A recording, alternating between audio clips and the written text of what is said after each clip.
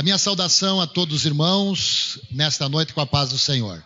Para mim é uma alegria conhecer esta igreja, esses irmãos, esta igreja querida e amada que nós já temos aprendido a amar, mesmo sem tê-los ainda conhecido, né? Pelo contato aí com o pastor Amós, e também dizer que esta igreja tem se tornado uma referência em nosso estado, no aspecto do discipulado. E para nós é realmente uma alegria ter vocês como uma igreja relevante, uma igreja atuante e uma igreja que, como diz o título ali de vocês, uma igreja que faz discípulos. É uma alegria realmente conhecê-los nesta oportunidade. Quero dizer que nós moramos na cidade de Pejuçara, o pastor Amós já esteve ali, estamos ali há 13 anos e alguns meses trabalhando para o Senhor Jesus, não sei até quando. Tenho 2 filhos abençoados, Dácer e Daina, já estão moços, e estamos servindo a Deus ali naquele lugar, e para nós é uma satisfação servir o reino de Deus. Para isso nós estamos aqui nesta noite, irmãos, para servi-los, e eu quero convidá-los para abrir a Bíblia Sagrada no Antigo Testamento, 2 Samuel, capítulo 9, versículo de número 13.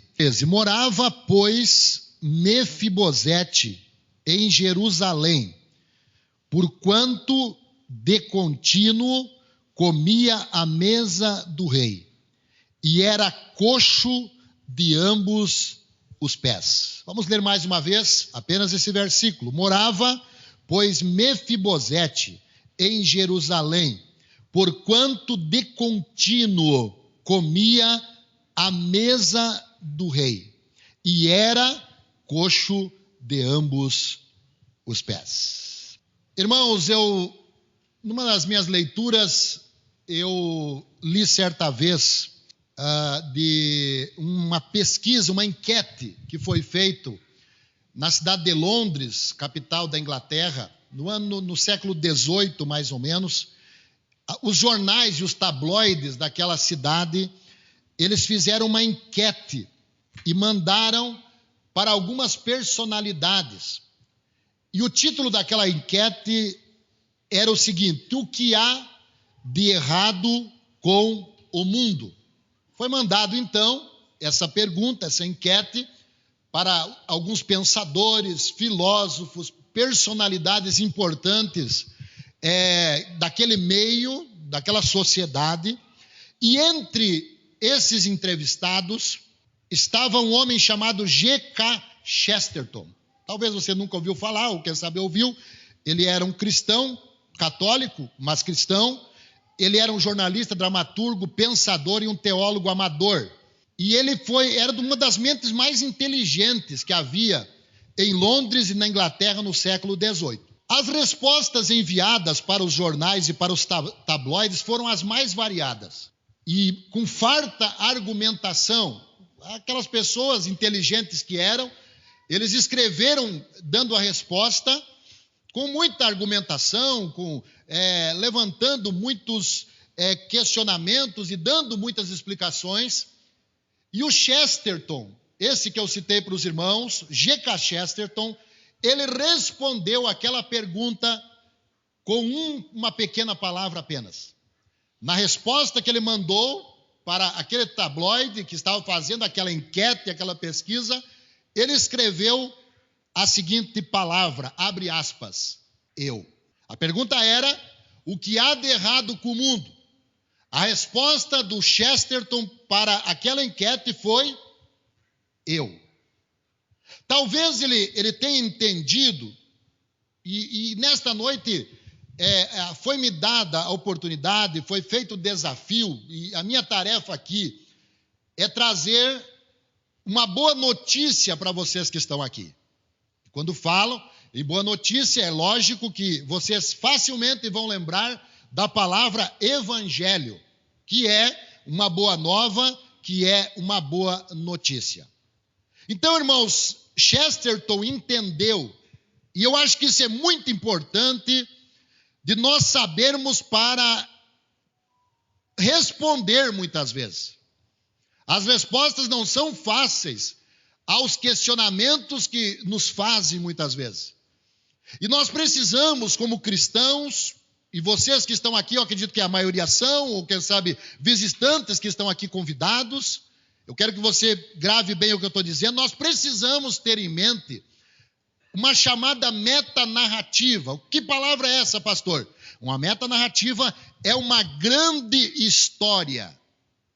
E essa história, que deve ser bíblica e fielmente bíblica, é que nos vai dar o parâmetro para nós entender aquilo que acontece no mundo, aquilo que acontece na nossa vida, em especial as mazelas que o mundo, que a sociedade nos apresenta.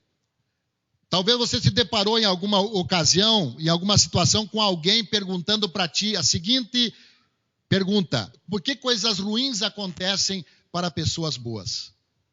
Já se deparou com essa dúvida, com alguém questionando, talvez você, como pastor, o fulano de tal, que é isso mais aquilo, que é uma pessoa honesta, de uma moral ilibada, é uma pessoa não sem defeito, mas uma pessoa reta, íntegra, agora está passando por esta enfermidade, ou morreu de tal forma. E por que o fulano de tal, que é um criminoso, que é alguém que está à margem da sociedade, por que ele tem aparentemente uma vida regalada? Essa pergunta, irmãos, é uma pergunta difícil de ser respondida. Até para alguns cristãos, muitas vezes, não entendem. E às vezes eles seguem a lógica dos amigos de Jó. Os amigos de Jó, quando ele vem visitar Jó, eles chegam lá e o grande questionamento deles é: o que Jó fez de errado para estar passando por esse problema que ele está enfrentando? Que pecado que Jó cometeu para ele estar passando por toda essa dificuldade? Outro exemplo é os discípulos de Jesus, no capítulo 9 de João, quando eles encontram um cego de nascença e eles olham para Jesus e dizem: Senhor, quem pecou para que ele nascesse cego, ele ou seus pais? Então existe essa ligação. E para nós ter uma explicação, nós precisamos entender essa metanarrativa, essa grande história que a Bíblia nos apresenta. E essa grande história, ela redunda, ela culmina com o Evangelho. O Evangelho se torna a resposta para essa grande história. E eu explico para os irmãos, e eu gostaria de que nós, nesta noite, viéssemos nos ater nesse personagem aqui chamado Mefibosete, porque, para mim, ele representa uma ilustração, ele é uma representação de toda a humanidade na sua história de vida.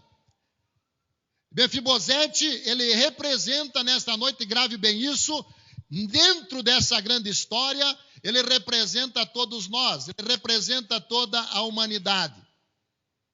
E antes, irmãos, de nós darmos a boa notícia para as pessoas, muitas vezes nós precisamos dar a má notícia. Antes da boa notícia, grave isso, às vezes nós precisamos dar a má notícia. E que má notícia é essa, pastor? Vejamos, esse Mefibosete, ele tem a sua vida marcada por uma tragédia. Capítulo 4, do mesmo livro de 2 Samuel, se você folhear a tua Bíblia um pouquinho para trás, no versículo de número 4 também, você vai ver Mefibosete, que era, para quem não sabe, ele era neto de Saul, ele era filho de Jonatas, vejam, ele era de linhagem real. E o verso 4 do capítulo 4 diz assim: e Jonatas, filho de Saul, tinha um filho aleijado de ambos os pés. Era da idade de 5 anos quando as novas, isso é, as notícias de Saul e Jonatas vieram de Jezreel. E a sua ama, sua cuidadora, o tomou e fugiu. E sucedeu que, apressando-se ela a fugir, ele caiu e ficou coxo.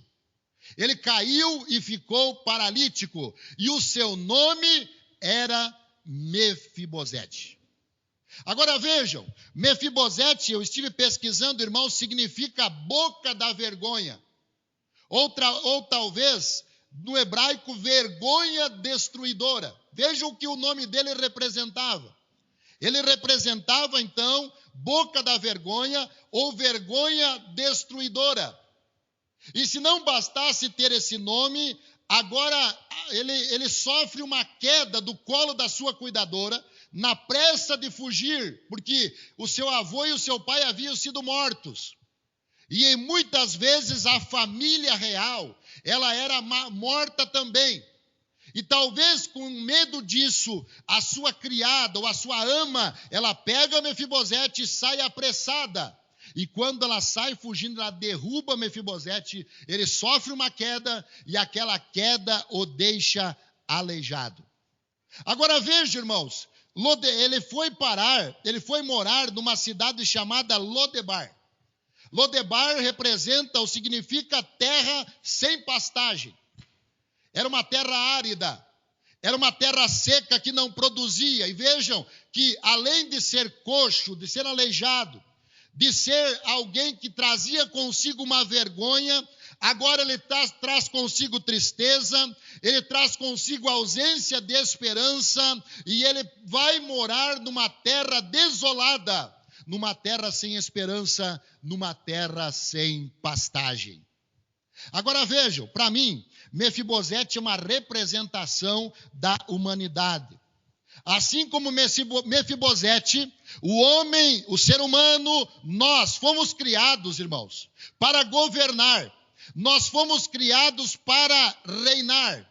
Quando Deus criou o homem e a mulher, quando ele criou o homem, ele diz, olha, dominem sobre os peixes do mar, sobre as aves do céu, sobre os animais que andam sobre a terra, dominem sobre todas as coisas. O governo estava sobre os ombros de Adão e Eva.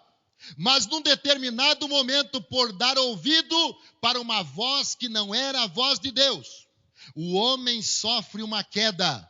E a partir daquele momento ele passa a viver também numa Lodebar existencial. Ele passa a viver uma vida separado de Deus, com a ausência da bênção, com a ausência do relacionamento divino, com a ausência da presença de Deus. E por isso eu entendo que Mefibosete, ele é uma representação de todos nós. Nascido para reinar, para governar, de linhagem real, mas por causa de uma tragédia, de uma queda, e Mefibosete é condenado à vergonha e à miséria. Para nós explicar as mazelas, e aí eu sempre oriento os irmãos, olha, às vezes não tem esse tempo, e às vezes tem muita gente que não tem essa habilidade, mas nós precisamos entender essa grande história. Quando alguém chega para você e diz, mas pastor, me explica. O meu pai era uma pessoa boa, era uma pessoa correta, era uma pessoa caridosa, era uma pessoa bondosa, era uma pessoa fiel a Deus. Ele nunca se desviou da igreja, nunca saiu dos caminhos do Senhor. Ele era um dizimista fiel, ele era alguém que estava comprometido com o reino de Deus. E olha o que aconteceu.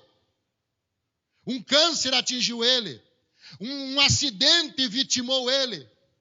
Que tipo de explicação, irmãos, nós podemos dar? E outra, muitas vezes não adianta dar uma resposta rasa para esse tipo de questionamento. E é por isso que eu entendo que nós precisamos ter esse entendimento dessa grande história, de saber, irmãos, que Deus criou a humanidade, criou o mundo, criou nós, para viver uma vida de perfeição, uma vida abençoada, uma vida na sua presença, mas a queda fraturou a humanidade. A queda trouxe, quando você vê violência, quando você vê crime, quando você vê a maldade, quando você vê um sequestro, quando você vê um pedófilo em ação, quando você vê um criminoso tirando a vida de outro, em última instância você precisa entender que isso é fruto, é produto, é resultado de uma queda que nós sofremos na presença de Deus. Essa é a má notícia. E para nós entendermos a boa notícia, nós precisamos entender essa má notícia. Mefibosete, ele cai, ele se torna um coxo aleijado. Mas existe, irmãos, esperança, havia luz no fim do túnel. Porque ele não era somente vítima de uma queda, Mas Mefibosete, ele era alvo de uma aliança. Talvez ele desconhecesse um fato relevante, que o seu pai, Jonatas, havia feito uma aliança com Davi. Em 1 Samuel, capítulo 20, verso 16, olha o que Jonatas diz para Davi: se eu ainda viver, porventura não usarás comigo da beneficência do Senhor, para que eu não morra? Nem tampouco cortará da minha casa a tua beneficência eternamente. Nem ainda quando o Senhor desarraigar da terra a casa um dos inimigos de Davi. Assim fez Jonatas aliança com a casa de Davi, dizendo: o Senhor requeira da mão dos inimigos de Davi. E Jonatas, ele fez jurar a Davi de novo, porquanto o amava, porque o amava com todo o amor da sua alma. Raciocine comigo agora. Mefibosete vivia uma vida de um aleijado, de um coxo, de um deficiente. E se hoje lutamos pela igualdade, pela inclusão de pessoas com necessidades especiais, naquele tempo, uma pessoa com essas necessidades era uma pessoa desprezada, que ficava num segundo plano da sociedade. Ele estava desqualificado totalmente. Primeiro porque ele já não era mais da família real. A sua família havia morrido, mas ele, mesmo que quisesse, ele não poderia reinar, porque ele era um aleijado. Ele estava coxo de ambos os pés. E além disso, Mefibosete vivia numa terra sem pastagem, uma vida sem esperança, uma vida de miséria, uma vida de trevas espirituais, existenciais na sua vida. Mas mesmo vivendo nessa situação, ele talvez não soubesse na sua totalidade, mas ele tinha sobre si uma promessa, ele tinha uma aliança da parte do seu pai com o rei Davi. E aí você talvez já começa a fazer a ligação da história. Aleluia, Mefibosete, assim como a humanidade, sofreu uma queda. Ficou aleijado, defeituoso dos seus pés. Mas mesmo com a queda, o homem, a mulher, o ser humano, e é por isso que a igreja existe, é para contar essa história para as pessoas. É para dizer para as pessoas, não importa a situação que você está passando, existe uma promessa de Deus para a tua vida. Não precisa, irmãos, alguém dizer que está profetizando, porque claro que Deus pode usar alguém de uma forma extraordinária dessa forma, mas pela Bíblia Sagrada você pode afirmar para quem quer que seja, independente da sua situação, da sua condição, da onde ele esteja, você pode dizer, não importa a miséria que você se encontra, não importa as deficiências que você tem, existe uma promessa disponível para você, existe uma aliança disponível para a tua vida. Mas como assim? Me explica melhor, pastor. Gênesis 13:15. Quando Adão e Eva pecam, eles sofrem a queda. E eles, a primeira coisa que eles fazem, tomados de vergonha e culpa, eles resolvem construir vestes para si mesmos de folha de figueira. Quando Deus encontra com eles, lá no capítulo de número 3, verso 15, depois no 21 de Gênesis, a Bíblia diz que Deus, preste atenção nisso, Deus providenciou vestes para eles. E que vestes eram essas? Eram vestes de pele. O homem e a mulher construíram vestes, formularam ali, costuraram uma veste de folhas de figueira, mas Deus disse, não, essa veste não serve, eu vou providenciar vestes para vocês, vestes de pele, aleluia, presta atenção, irmão, houve uma morte lá no Éden, aleluia, quando para que houvesse vestes para Adão e Eva, um animal, um cordeiro precisou morrer. Um cordeiro precisou morrer no Éden para que fosse providenciado vestes para Adão e para Eva. E no versículo 21, Deus, ao dar a sentença para a serpente, ele disse, olha, haverá um semente da mulher, você vai ferir o seu calcanhar, mas ele vai esmagar a sua cabeça. Quem era ele? Aleluia, era Jesus Cristo, esse Jesus que nós servimos, esse Jesus que nós anunciamos, aliança de Jonatas e Davi, ela é representada pela aliança que Deus fez no jardim do Éden, prometendo que um dia ele daria fim ao pecado, ele daria cabo da condenação, ele tiraria pessoas do inferno, ele colocaria no seu reino e produziria um reino de paz e de luz.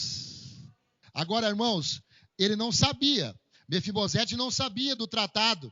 E eu estava vendo uma história interessante, irmãos, no ano de 1863, no dia 1º de janeiro, foi sancionada uma lei que dava liberdade aos escravos nos Estados Unidos. 1º de janeiro de 1863. Legalmente, no dia 2 de janeiro de 1863, quantos escravos havia nos Estados Unidos? Ele promulgou, aboliu a escravidão no dia 1º. Legalmente, pela lei. No dia 2, quantos escravos havia nos Estados Unidos? Mas somente no dia 19 de junho de 1865, as últimas pessoas negras escravas foram libertadas. Por quê? Porque os senhores feudais, os proprietários de terra, eles apavorados com o prejuízo que eles iam ter por causa da libertação dos escravos, eles se reuniram entre eles e conversaram. E disseram, nós não podemos evitar, porque o presidente assinou a lei, nós não temos mais o que fazer, mas uma coisa nós podemos fazer. A lei está assinada, a lei está determinada, não temos o que fazer. O que nós podemos fazer é impedir que os escravos fiquem sabendo que a lei foi assinada. Somente no dia 19 de junho, quase 6 meses depois, é que os últimos escravos negros foram libertados. E eu vejo nessa história, irmãos, de uma forma ilustrativa, a forma que o inimigo das nossas almas trabalha muitas vezes na vida das pessoas. Aleluia, a liberdade já foi proclamada na cruz do Calvário. Aleluia, mas a tarefa de Satanás é impedir que as pessoas saibam desta notícia abençoada.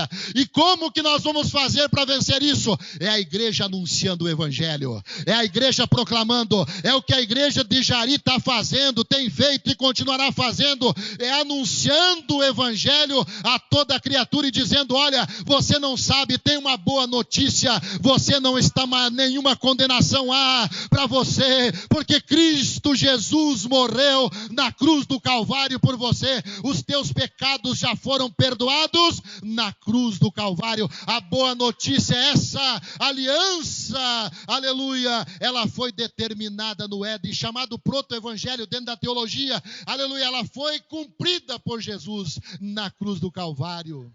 Mefibosete não sabia da aliança, mas de repente Davi sobe ao trono.